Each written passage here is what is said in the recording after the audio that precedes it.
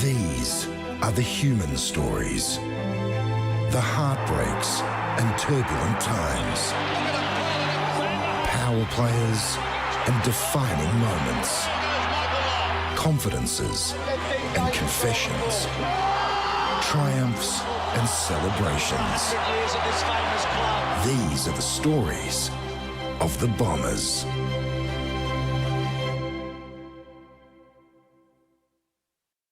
He had enormous courage, yes, enormous courage.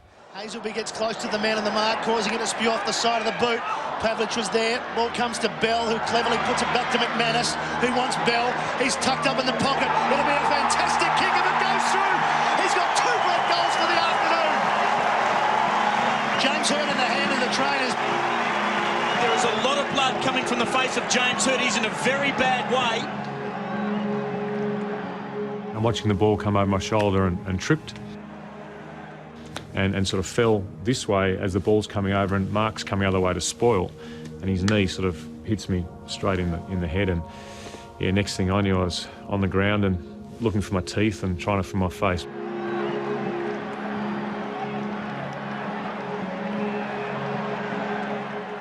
And his whole face was distorted, so you could see that one eye was back and things were rotated. There was obviously major fractures in his face and probably behind his eye, and his pain level was extreme. I had him by the throat. Reedy gave me something for the pain, and all he gave me was this green stick and with something in it, and it did nothing. And I said, Reedy, just give me something for the pain, and he wouldn't, because he was worried about I was going to lose my left eye, and he needed my reaction to be okay. So I think it took 4 hours before they gave me any painkillers back in the hospital in Perth. The surgeon had to rebuild Hurd's face. He put my face back together like a jigsaw puzzle, put the pieces back together, and you know, whether it's 6 or 7 metal plates, I'm not sure how many metal plates in my face still to piece that back together. But he said once those plates have bond and the skulls come together again, you'll be stronger in your face than you ever have been. I think 10 weeks later he cleared me and went out and we played against Footscray, and I think we won the game. Now, most people, when they've had major fractures in their face, will keep their head out of the way of things because that's human nature. About a minute into the game, if you watch the replay, the ball's out on the wing and he runs from the centre sideways, slides on the ground as someone's coming the opposite direction, and his knee hits his head. And he didn't even blink. Bolton in front, man in the back. Numbers here with the Bombers. Hurd dives in. Brilliantly played. One of the things that makes him special too is the injuries that he copped through his career is quite significant. But seeing his approach to his rehab and recovery was such a great example to a lot of the players. I loved my football career, loved playing it, and there was nothing more enjoyable for me than running out to training and training hard or in a game and trying to beat someone. But my best memories are my friends and the moments that make you off the field as well. That's actually what I miss the most out of football, other than centre square, ball goes up and you're trying to win the footy. You get to the Essendon Football Club as a 17-year-old, you leave as a 35-year-old. They're pretty important years in your development, and this football club shaped, and the people around this football club had a huge contribution in shaping me, and hopefully I had a huge contribution in shaping a lot of other people.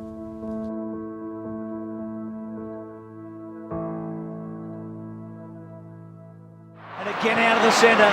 Lalich doing well to Heffernan. Second time he's taken it out in a minute. Lucas read it best. Wrong side for him. Hooks it back. Oh! What a mark! Sensational! He's taken the wind out of himself. And why wouldn't he? Because he sucked it in from the stratosphere when he was up there. When that ball was kicked, I thought he's got no chance of marking it, and he's that hot. He just threw himself at it and it stuck. Joe Massini just looked at the scoreboard and said, I want to see it again. I tell you what, I reckon Chris Tarrant's looking at the scoreboard and saying, I might have lost the car. That is it. That is it. Look. Unbelievable, Mark. That is going to be on bars, and that's going to be on pub walls for the next 100 years, that side-on shot. I'll tell you how good it is. It'll be on CNN. That was unbelievable. I hope he kicks it. He will. He does. Brilliant. Ramanaskas, first time we've really had a look at him. He was held on to the kid and he's going to get a free kick. Running support provided by Lloyd. Lloyd. Oh! Adam! Showtime, boys. Showtime. Rawlings goes. Oh, Ramanaskas nearly took a specky. He gets it back and feeds the handball to Wellman. How about that passage of play? Ramanaskas! Well, it's hung up a long time, and Ramanaskas goes back and takes the mark. Johnson flying through, missing the ball. Mark Johnson, a kick down from Jason. McVeigh puts it inside the 50. Spurs to Solomon. Ramanaskas, uncharacteristic bumble, goes and gets the goal in any case. 2003 season rolled around and I felt as good as I ever felt. Those first 3 games that I played in 2003, I thought, I'm going really well. I'm playing some really, really good football. In August 2003, the football world was shocked when Adam Ramanaskas was diagnosed with cancer in his neck and shoulder. Surgery's told to me that's only going to be an hour long. I'm in the surgery for 7 hours. I just never recovered from that first surgery. The nerve pain that I had then and I still endure now is something that I don't wish upon anybody. Rama almost died a couple of times. I think he was only 22 at the time, fairly young. I just thought, this is unheard of for a kid with the world at his feet, just starting his AFL career, to be diagnosed with cancer, and a cancer they weren't too sure whether they could beat. Again, the tumour grew back bigger and stronger, and the end of that year I was having radiotherapy. Staring down the barrel of, a very early death because of the tumour and the fact they couldn't operate for where it was. When I was told the 3rd time that it come back, obviously I thought to myself, well, football's over. He just said, listen, it is what it is, let's get through it. If you want to ring you, come round and we'll have a chat about it. But yeah, his mental attitude and his strength and the strength of his family, his support of his family really got him through. The club, in their wisdom, allowed me to work in the community department, and that was fantastic because I was still able to be involved, and then Sheeds allowed me to also help out with a little bit of coaching. So I was still heavily involved in the football club, and that was significant for my recovery. Still being able to walk in the doors at Essendon Football Club and feel like that I was part of the fabric, part of the DNA. 2006 was my last treatment, and I'm still sitting here fit and healthy with, married with 3 beautiful kids. It's a race on. Johns has had a good turn. Wilson, brilliant. Well done. Rama, he's got this one.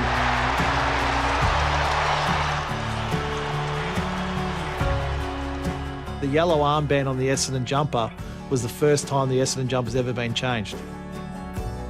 It represents the camaraderie, I think, that we had as a playing group, and also represents friendship. To see that 16 years on now nearly, I think is a really important part of who Essendon are and who the people are of the football club.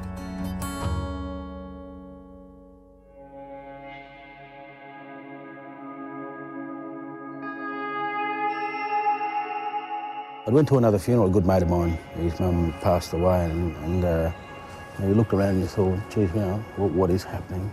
And you see the challenges we face as people. Why are they dying at a young age? Why are the statistics the way they are? I got out there and he'd really just parked his car on the side of the road and hopped out in his street clothes, and he was just wearing his shoes, not any walking shoes, not runners. And I said, what are you doing? He said, I'm going to walk to Canberra. It was one of those fairly spontaneous gestures on his part, and he just, having said he was going to do it, he started doing it, and it built and built, and I thought, gee, this is impressive. I spoke with Tim Watson and told him that we were actually going to start walking to Canberra to talk to Don Howard. We're talking about a nation that is dying. It's going to become extinct if we don't do something now. Bringing to public attention Indigenous issues and his own passion and commitment to giving Aboriginal Australians a fairer go in employment and education and health, which is so important. I was very impressed, and when he made it plain he'd like to see me, I said certainly. Michael Long's arrival at Parliament House was the end of a 14-day trek designed to draw attention to the health and social problems still faced by Aborigines. I remember in Canberra, the welcome we had there. A lot of the politicians came out to walk with us and greet us, but we'd actually said what we wanted to say in the media in terms of, you know, the Australian public were the ones who were going to make the difference. We told the story along the way, along that journey. You know, that was probably the most important part. If I can give a young boy or young girl an opportunity to make it at the highest level or get a good job or wanted to go on to look at themselves differently, you know, life's got to be further than just the end of that dirt road. You know, this is how I see how important football plays a big part of changing lives.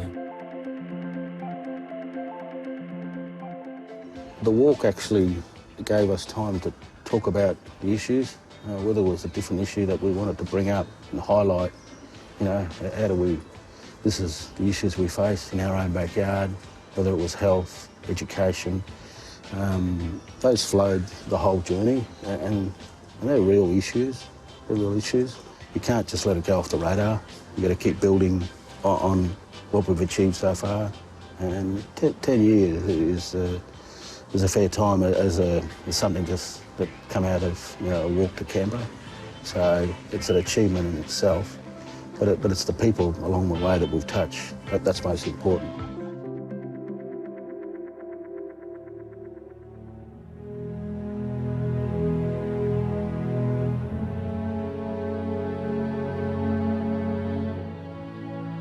After 27 years, the bell finally tolled on Kevin Sheedy's time as coach of Essendon. He had led the Bombers for 634 games, but the Sheedy era was over. I mean, I got some sense from the board and from some players that it was time to make a change. Certain number of people at any point in time on the board wanted him out. It was basically the difference between him how he saw life and how they saw life.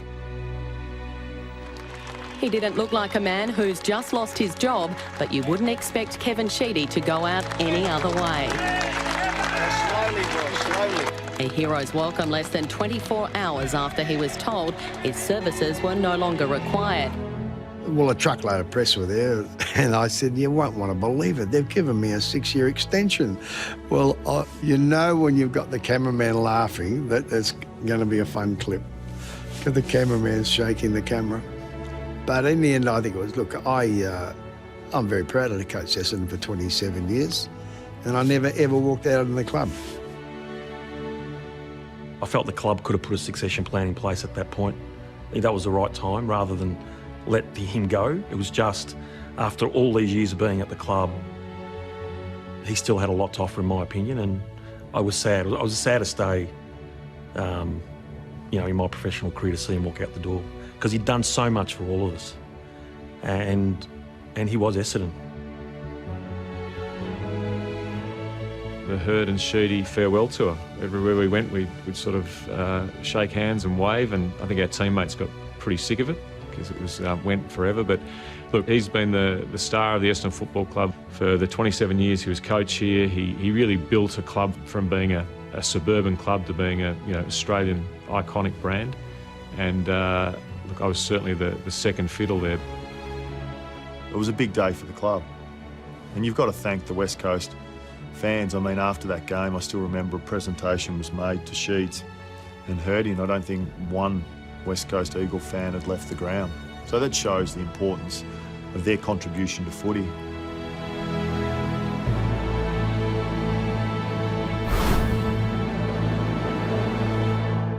Okay, Joe, well, we're finished now. Yeah. How about we go and have a kick? Oh, yeah, love to. Okay, that ball looks like it needs a few dinks in it. Go on, mate.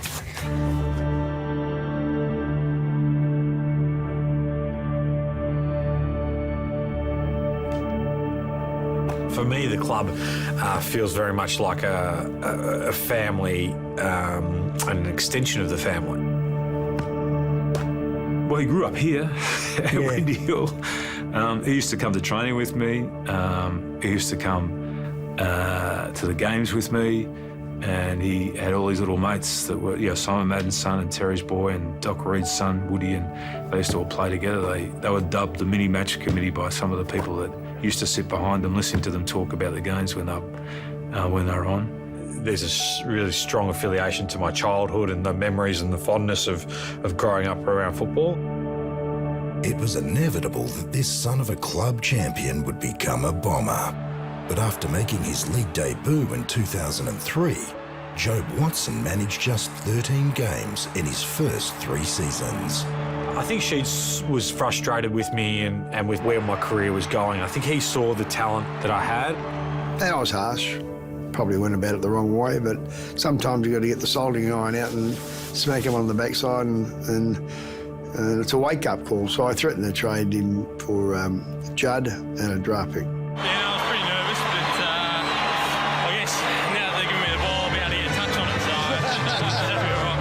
I didn't realise at that time that Sheeds had given him an ultimatum that, you'd want to come back in good shape or you'd want to have a good pre-season, otherwise we're not going to go with you anymore. And like a coach has to make a judgment call on a player. Jobe was slow. I always loved playing for him. Funnily enough, even though I clashed with him, I was always inspired to play the game with him as a head coach. I didn't agree with stuff that he did or the way, like his style, but I'd always find him inspiring to play for. When Matthew Lloyd retired in September 2009, Jobe was named club captain. I guess that vote of confidence from my peers who were, older than me and more established than what I was, meant that I felt comfortable taking on the reins, even though, I probably wasn't ready at the time. Rivers goes to ground. Crammer into Watson. Watson with a little poker. He's got it. The Bombers are back. Richmond, T. Cochin, 3 votes. I declare the winner of the 2012 Brownlow Medal, Jobe Watson of the Essendon Football Club. 2012 was a really complete year, and then being able to enjoy the moment with family and friends and teammates as well. It meant it was a really special time. I've just been incredibly fortunate to have a family like I have, and the support that they've given me, and I suppose the love that I feel whenever I'm around them. On February 5th, 2013, Essendon Football Club self-reported to ASADA and the AFL. The strain was obvious on the face of Essendon legend James Hird.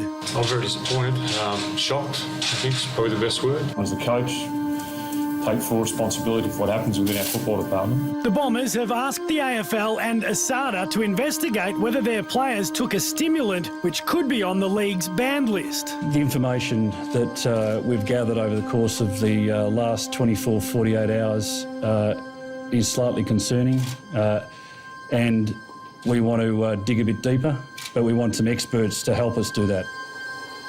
Captain and Brownlow medalist Jobe Watson still appeared shell-shocked. It was something that's probably unprecedented, I guess. It started back in 2013, and probably you could trace it back to 2012, and then there wasn't a conclusion until January of 2016, and then effectively wasn't concluded until 2017 in November. So I think that was the most difficult part of it. It was such a drawn-out process and moved so much from one extreme to another, and emotionally it was just exhausting. Some things in hindsight that you would have done differently, but there was no playbook for it. This was something that we were thrust into, that there was no precedence. So often it felt like the sand was constantly moving from under our feet, and we only had control of a really small part of the process, of the impact it was having on so many different people. There were so many answers that we didn't have. It destroyed a lot of relationships. It disrupted a lot of people's lives. it was a significant event. Pretty shattered, really. Yeah, shattered that could be charged for bringing the game to disrepute that I love and cherish and respect so much. My overarching thought through the whole process was to make sure the players are okay and to try and get them cleared of anything that happened, which obviously, in the end didn't happen. But emotionally and mentally to try and make sure they're okay. There's players that lost 3 years of their careers there, and that shouldn't have happened. I love the Essendon Football Club. It's been part of my life since I was born. It's part of my father's life. It's part of my grandfather's life. And I am so sorry for anything that's happened that's been done wrong to our players or done wrong to our football club. I feel an enormous amount of what came James's way was unfair. James is a really good person. With a beautiful piece of foot candy and then to an open goal square. Was it marked on the line by Watson?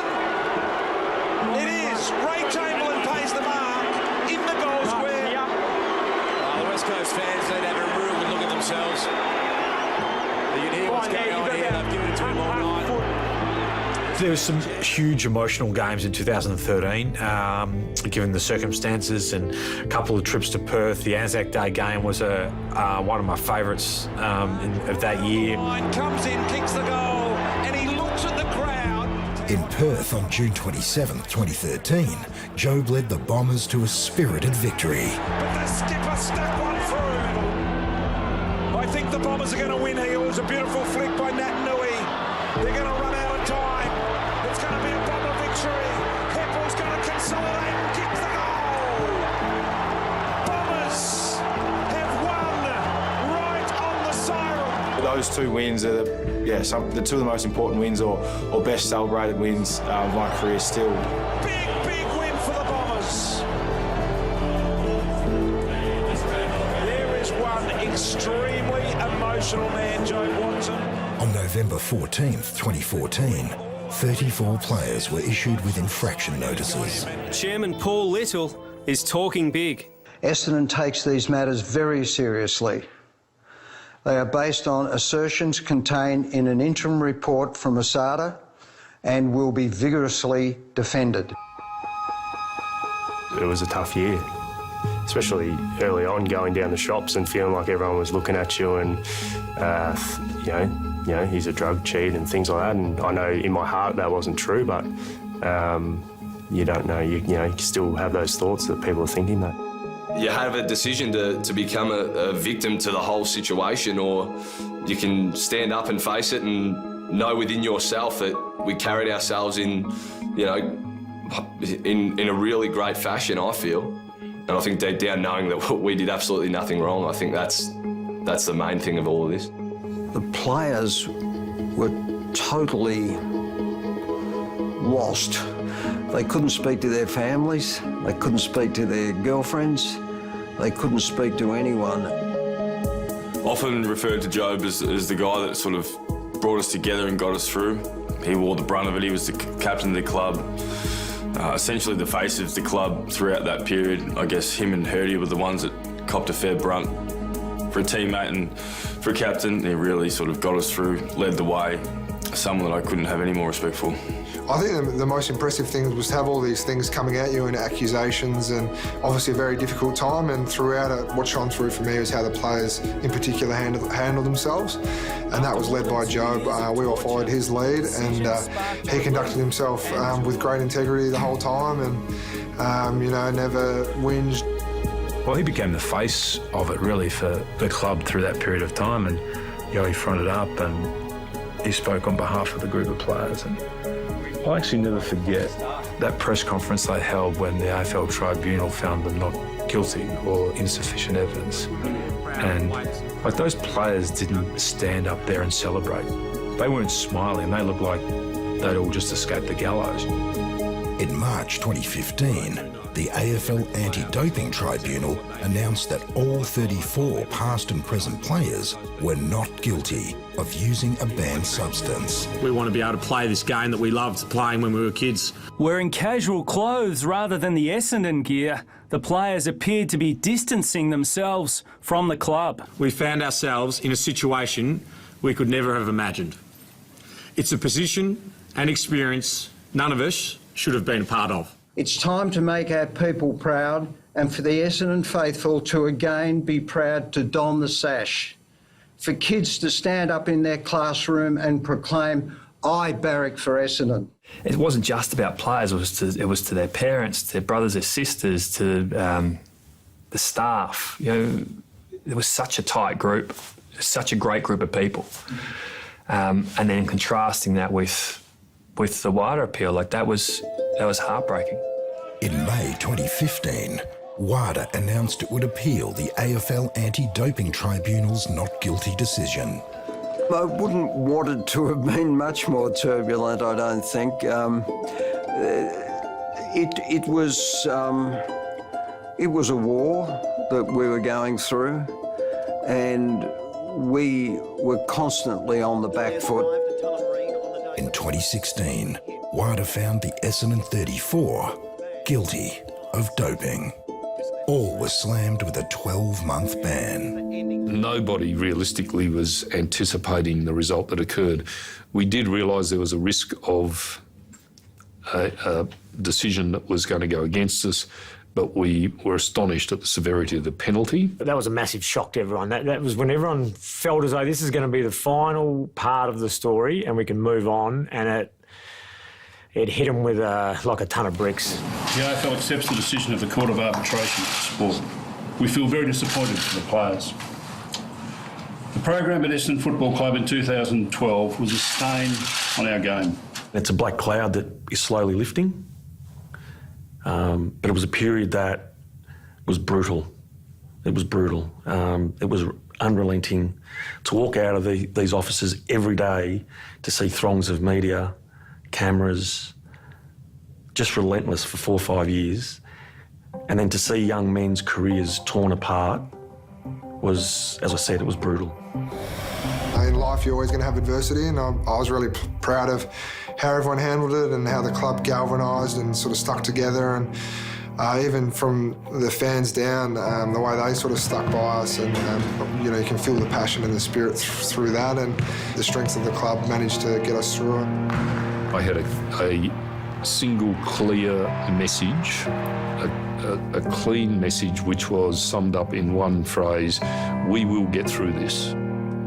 I know this club, with its loyal and passionate members, is strong enough to get through this. But the last 4 years will not define the Essendon Football Club, and it will not define Australian football.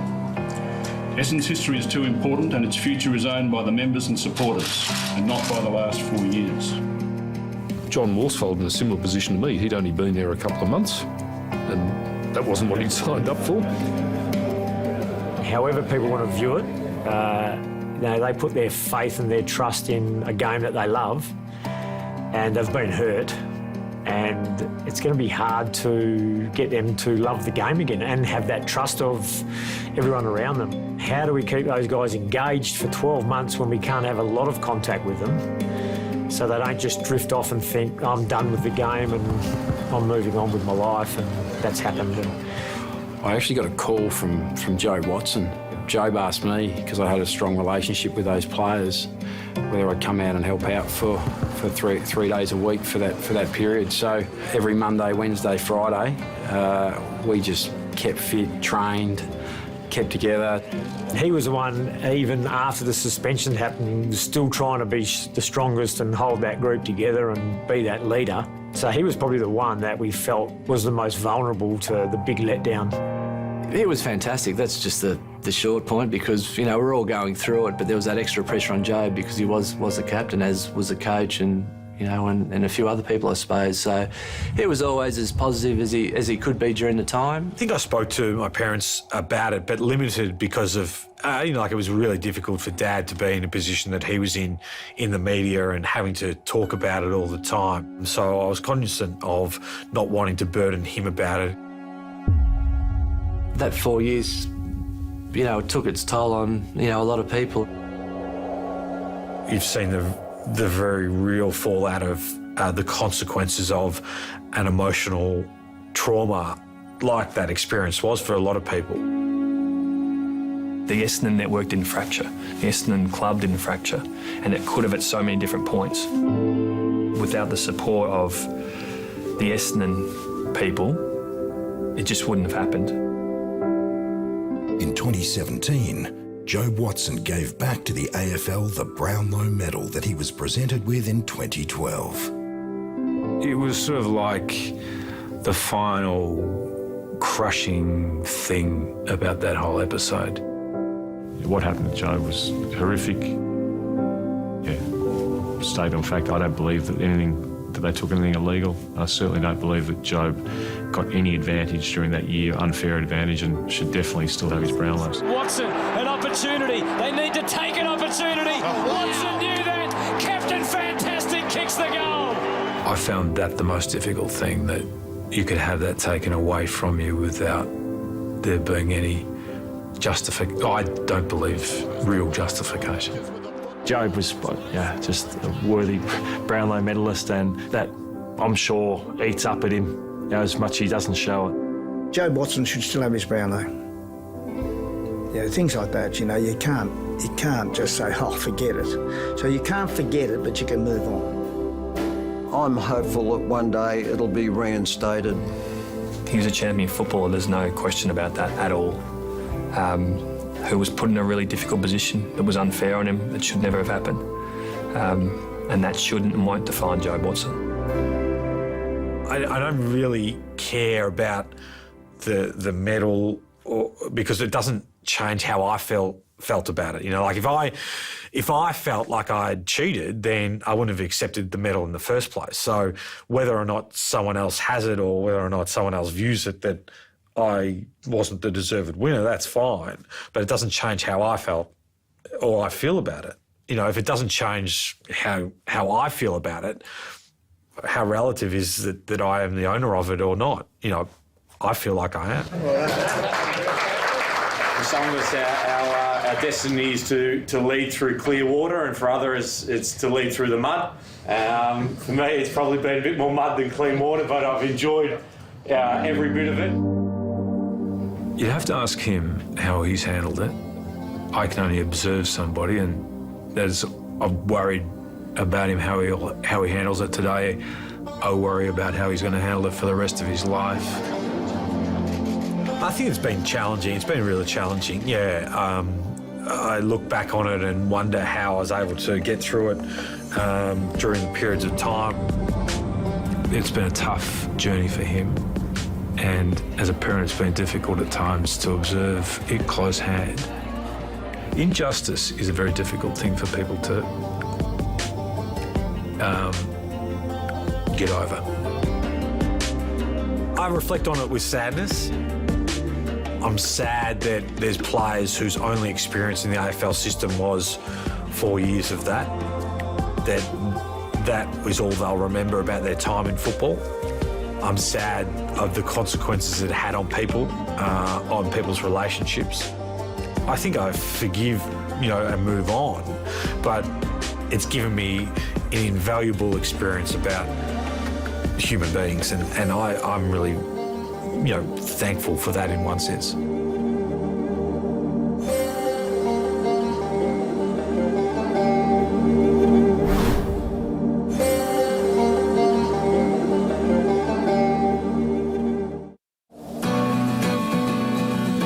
Few families have given as much to Essendon as the Fletchers.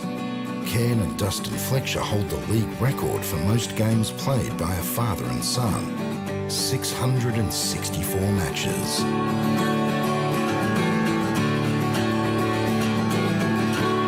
As a little kid, he never really gave us any trouble. He's just sort of very easy going. So I remember the first game he played with Little League at Cardinia Park.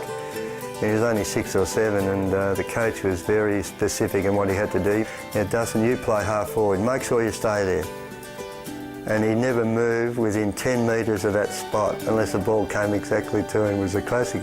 He followed the coach's rule to the hilt. I said, what are you doing to the He said, I was told to stay there.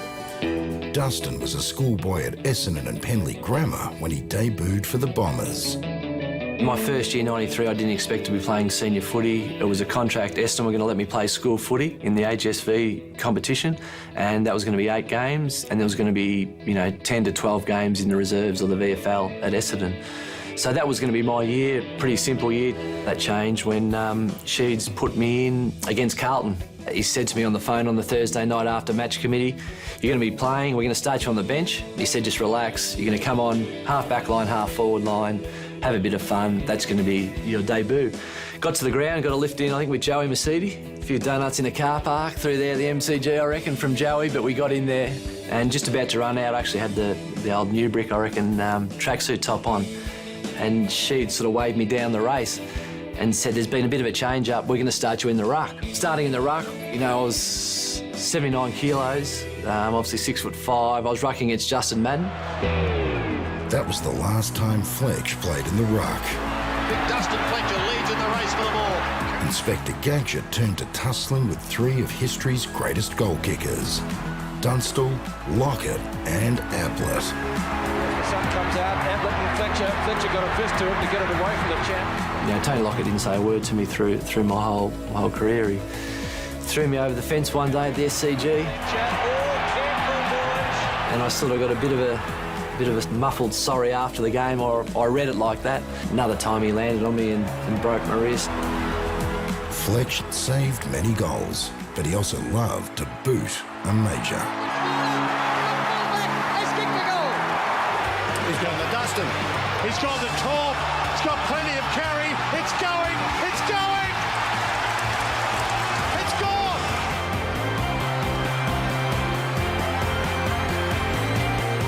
Fletch never had it easy. But in round 9 of 2014, at the age of 40 years plus 23 days, the Bombers' favourite chalked up a remarkable milestone: 400 games.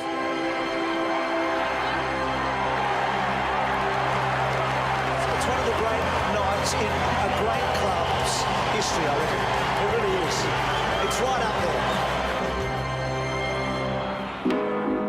Bombers are home. What a game this has been for Essendon. They were gone. They were 29 points down, the Bombers, and they just keep coming at you, the Bombers, with their method, with their mode. This is an unbelievable win. And after all the dramas they've been through, a renaissance. I just think the fight we showed tonight was fantastic. Down by 3 or 4 and grinding our way back into it, and we stuck that and turned the game around. Well, that's Essendon. This performance had been brewing for a few weeks now, and it burst to life in the West on Saturday night. Coming from 29 points down, the Ben Rutten era at Essendon arrived. I thought the boys showed huge spirit and character, and I think it was a really gutsy performance. It's the youngsters that are driving this group on the back of what Heppel and McGrath and Merritt and these guys are setting up. What an awesome performance. This is the first team for quite a while where they're winning games and they're not laying down and they're fighting back and win games, and that hasn't happened for a long, long time. Boys have come over here and embraced it. We don't know when we're going home. We don't know where we're playing next. But to be able to come here with the young group and perform like we did for 4 quarters is true credit to them.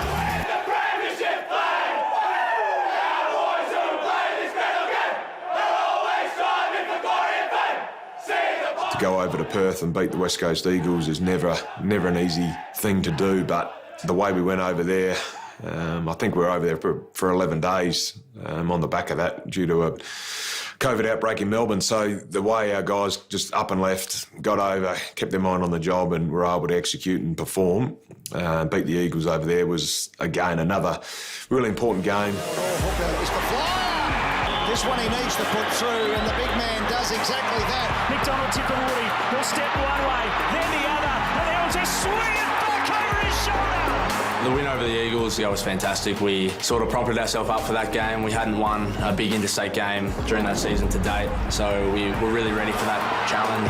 He comes in, and he splits the middle, and Bombers are back in town. And the feeling after the game in the rooms was awesome. The boys got together, we sung the song, but then we went into the change rooms and the music was pumping and all the boys were getting around each other and all the staff were in there, and I think it just showed how close the groups become. Stringer, looking around, McDonald to Woody. Stringer to put him in front, and he does! Jakey boy, your beauty! The package erupts! Just the ability to stay in the game when we were down by, I think, 5 goals maybe, claw our way back, just shows the character of the playing group and the belief that we have in each other. That was sort of a time where we felt like we can do this, like we've got something going on here, something's going to happen. When our players and staff enter the building and enter the facility, I almost wanted to tell a story from the moment they walk in right until they get to their locker. And a bit of a representation of our history with the Premiership walk that takes the players through their locker room, and the last step of that is our opportunity to create the future, and that is within our 17th Premiership. That's what we're all striving for, and that's what we're all here for. In the Bombers' 150th year, Truck is leading the way. Ben Rutten took over as senior coach at the end of 2020, and he's using Essendon's rich history to build an exciting future for the club. Truck sort of had a big focus to really enlighten us on what it means to be an Essendon football player and where it started and where we are today. And I guess having that appreciation of the people who have gone before you and I guess worn your number, for example, played similar positions and done great things in the same jumper that you wear every weekend is something pretty humbling, and it makes you realise that you're playing for a lot more than just your teammates and yourself. Truck's brought it in this year about going back to the past and just visiting where we've come from and who we are as a football club. I get the feeling that there's over the last couple of months really, that there's a real spirit developing amongst the players and the club, and to give our multitude of fans and supporters the same joy that we were able to give and that we also got, from winning premierships.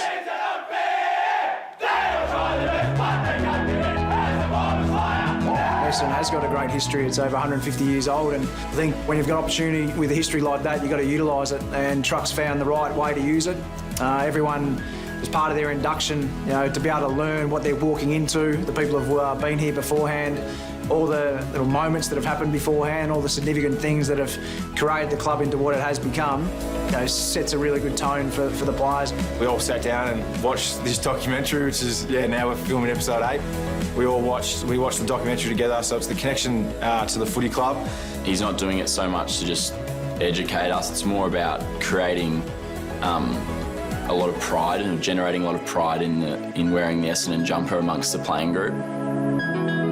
He's come in and really driven standards and put on us players to create our own path, create our own history.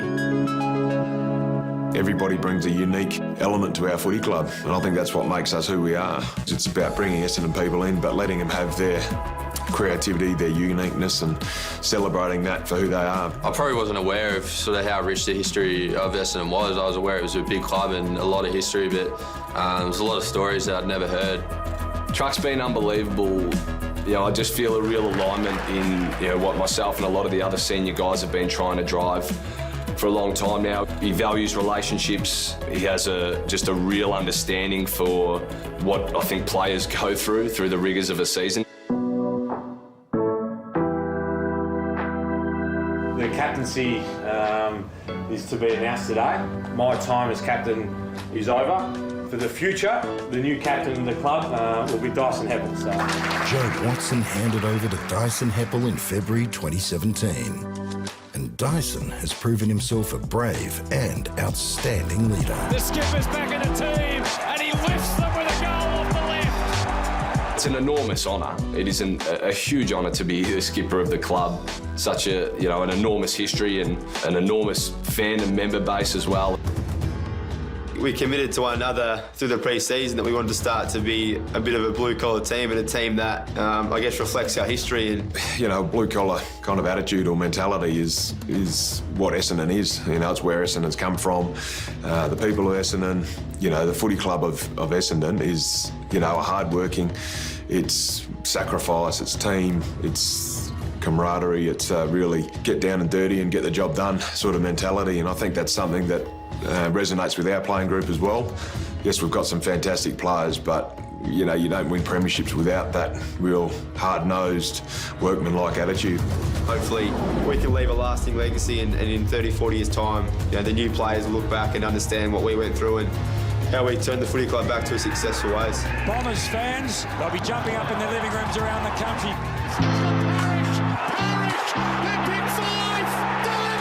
Darcy Parish is a shearer's son. Through hard work, he has become a pivotal player in the Bombers' future. I remember talking to Darcy at the end of the 2020 season. He wanted to actually be a real driver and a leader of this footy club. He wasn't satisfied with where he was at as a player individually and wasn't satisfied where we were at as a footy club. The work he did during the off-season, which is generally a time for players to rest and go on holiday and recover, Darcy went to work and built up a really strong physical base for him to launch his season on. Good kick. Fine young man this one is. Is Parish going to be the beneficiary here? Parish fires a goal. Parish, he's kicked a cracker. Darcy Parish, he showed us his intentions from day one of pre-season. Him, along with another group of probably 4 or 5 players, decided that it's their time now to take this club forward. Parish has kicked the goal for Bombers. The Bombers tonight, Kingy, they have their strongest hand in their draft history, and they look to replace that. Are you 100% that we're not trading pick 6? No, mate, we're taking Cox. 100%. Hey, Jules, we're going to pick Nicholas Cox from the Northern Knights submit selection. You know what would be pretty special for a kid? Sitting at home right now and he's thinking, please take me, please take me.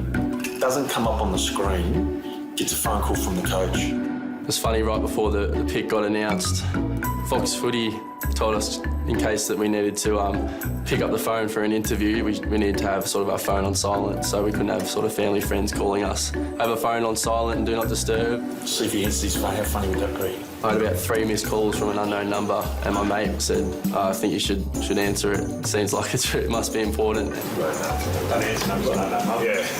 Not going rough. It was Truck ringing me. And he said, how would you like to be an Essendon footballer? With pick 8, the Essendon Football Club have selected Nicholas Cox. It was a pretty special moment to go to a club with such a massive support base. I missed a call from him too. It said missed call Adrian Dodoro, so I was quick to get up and call him back. He can do anything in a flash, this guy. I think he can take a half opportunity and kick a goal. And we're going to have 2 debutants. Okay, Nick Cox. And also, Harry Jones. It's almost like an ancient ritual. We see you've got all your guys here. Jump gets passed on. You use your right to play with men, become the man himself. We're so proud.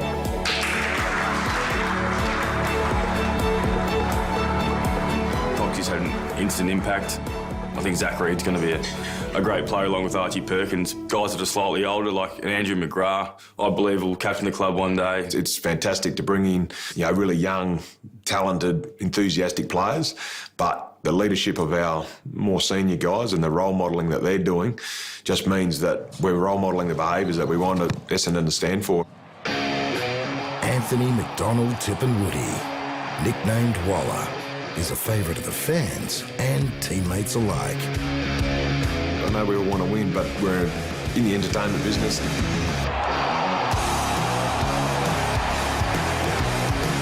Just some of the things that you can do out on the field is, it's just mind-blowing.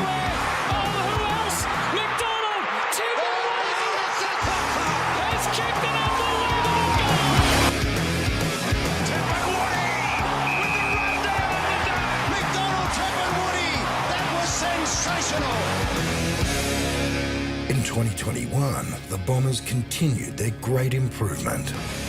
3, 2, 1, Bombers! Essendon, Hawthorn, Port Adelaide and the Sydney Swans will join the NAB AFLW women's competition in 2022, ready for Season 7. The club is thrilled by the AFL Commission's announcement that from the 2022-23 season, Essendon will have a team in an 18-club AFL women's competition.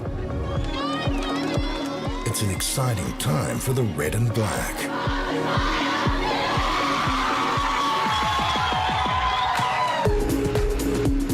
This young team made great progress in 2021.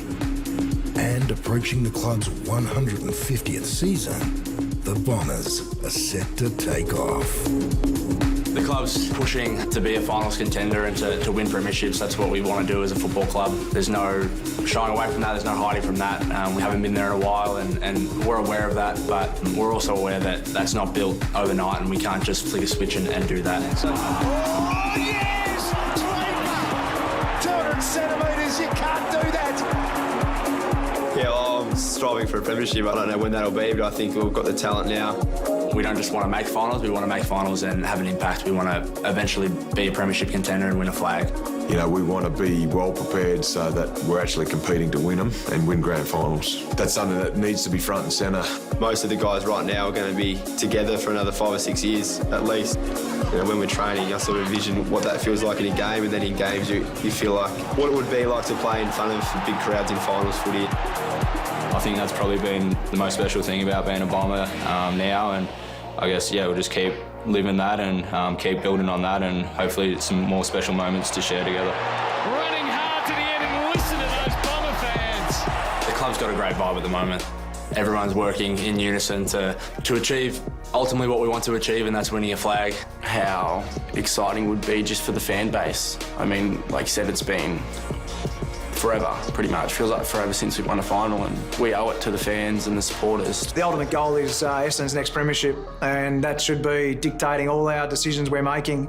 It's that every day we're getting closer to winning our premiership. The ultimate goal is obviously to win a premiership, and then, well, I'd love to make that a dynasty and win multiple. I think there's been many great Essendon teams of the past, and it'd be awesome if we could sort of write our own chapter and have our own little dynasty.